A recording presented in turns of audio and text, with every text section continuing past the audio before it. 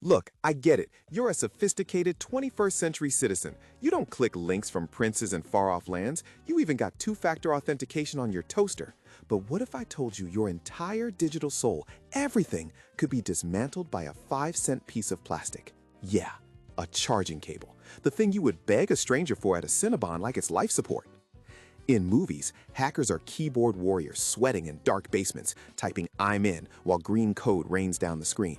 But real hackers are lazy. They are not cracking your $50,000 firewall when they can exploit your Good Samaritan instincts for the price of a gumball. Why fight the castle when someone will hold the door open for you? Which brings us to the classics. First, the USB drop. A hacker drops a thumb drive in a parking lot like it's a lost puppy. It says something irresistible like "free photos," and a shocking number of people pick it up. Oh no, someone lost their memories. I must help. No, stop it. That drive isn't lonely, it's bait. When you plug it in, your computer may not see a storage device, it may see a keyboard, and keyboards are trusted. Keyboards are you. Then there's juice jacking. That free cable dangling at gate B12 looks like a miracle, but it's not a gift from the airport gods, it's a Trojan horse with copper wire.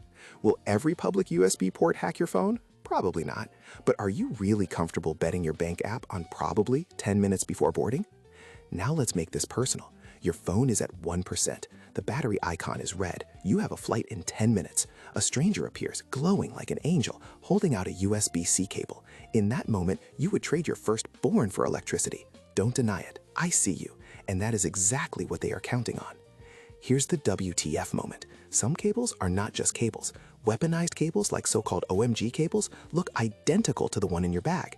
Inside the connector is a tiny chip. When you plug it in, the cable can start typing commands faster than you ever could. Not hacking your phone like in a movie, just politely asking it to do things, as if you asked yourself. Worst case, it tries to mirror screens, grab session cookies, or poke at unlocked apps and quietly phone home. Not magic, just misplaced trust. And this is the real lesson. Hackers are not hacking your software, they're hacking your human nature.